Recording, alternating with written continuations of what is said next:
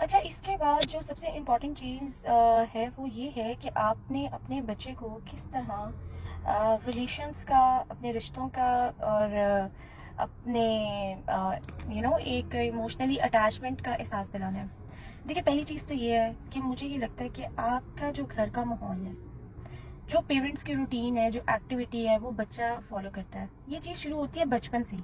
आप इसको एकदम से डेवलप नहीं कर सकते, और स्पेशली आप टीन एज में कोई भी चीज़ बहुत जल्दी डेवलप नहीं कर सकते।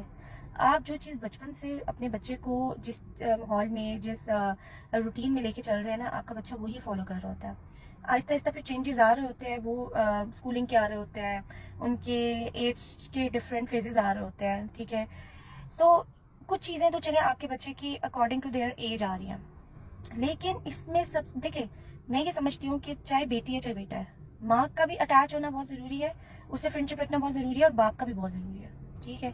आपके बच्चे को ये चीज़ पता होनी चाहिए कि मेरे पेरेंट्स एक ऐसा रिश्ता है कि इनसे ज़्यादा मुझे कोई समझ नहीं सकता।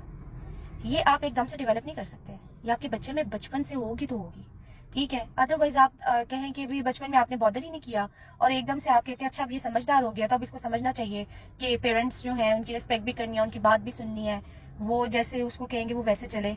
नहीं हो सकता। आपको ये चीज़ें शुरू से ही स्टार्ट रखनी पड़ती हैं।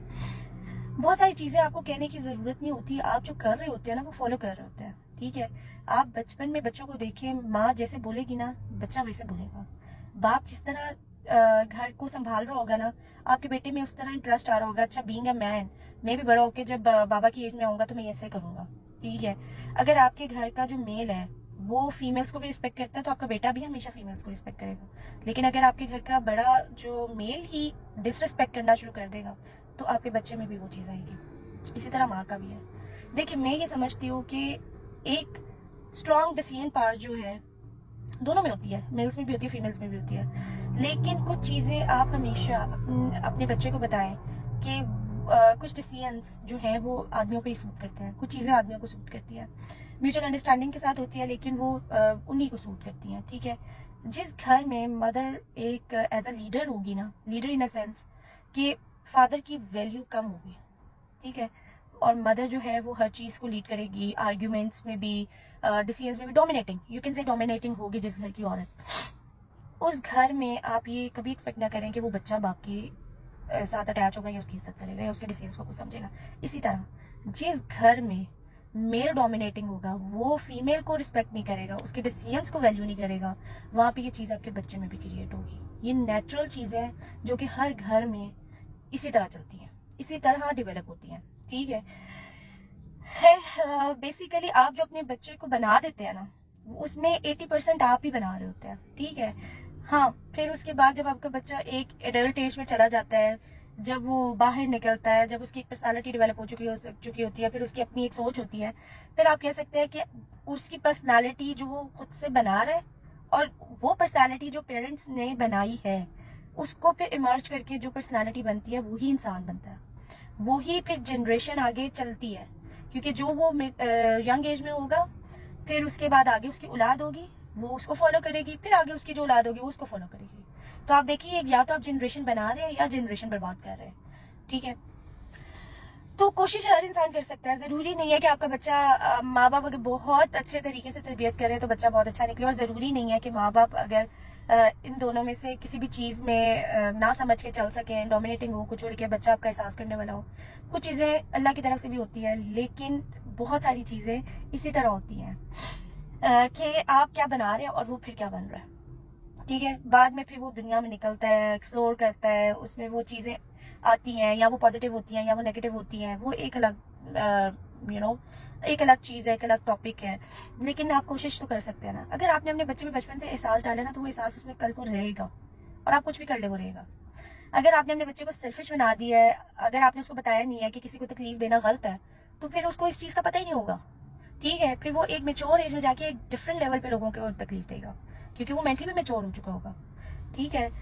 सो खैर, मेन चीज़ जो बहुत मैटर करती है वो यही है कि आप शुरू से ही इतना पॉजिटिव अपना इन्वायरमेंट रखें, अपने घर का, अपने आपस के रिलेशंस का, अपने रिश्तों का। आप बच्चों को गाइड करना शुरू करें, बच्चे उस चीज़ को फॉलो करते हैं। इकट्ठे बैठ के खाना खाना, ये एक बहुत बड़ी चीज़ है जो कि मोस्टली अब हमारे सोसाइटी में इस चीज़ को फॉलो नहीं कर रहे।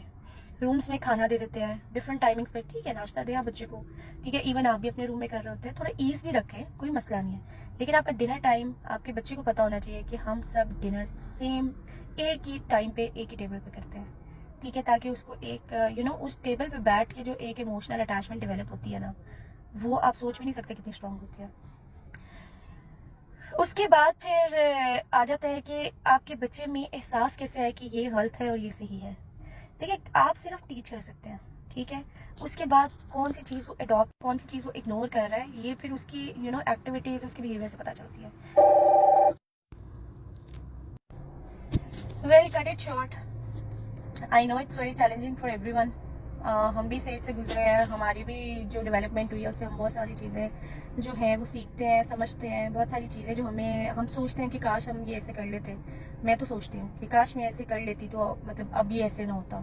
तो वो जो काश वाला फैक्टर है ना, उसको मिनिमाइज कम से कम करने के लिए ना हमें कोशिश करनी चाहिए कि हम अपने बच्चों की पर्सनालिटीज़ पे काम करें अच्छे तरीके से, इसको बर्डन ना समझें। देखिए आप खुद भी तो ज़िंदगी गुजार रहे हैं ना, और ख़ुद भी एक गोल्स अचीव करना चाहते हैं, आपके कुछ एम्स होते हैं, आपको कुछ चीज़ें आप ज़िंदगी में करना चाहते हैं, इसी तरह आपका बच्चा भी करना चाहता है। सो आप उसके साथ मिल के, एक दूसरे के साथ मिल के उन चीज़ों को करने की कोशिश करें तो बड़ा मज़ा आता है। आप रिश्तों को बर्डन ना समझें, उन पर मेहनत करने को बर्डन ना समझें, आप समझें कि it's a life full of happiness, और it's something we can learn, और इसके जो रिजल्ट्स हैं वो बहुत अच्छे मिलते हैं फिर। Well best of luck to everyone, और इन्जॉय करें, मैं कहती हूँ जितना इन्जॉय कर सकते हैं करें, ट्रैवल करें, एक्सप्लोर करें, दुनिया में बहुत चीज़ें एक्सप्लोर करने को, बहुत चीज़ें, बहुत सारी नेचुरल खूबसूरतियाँ हैं जिनको हम एक्सप्लोर करें तो दुनिया बड़ी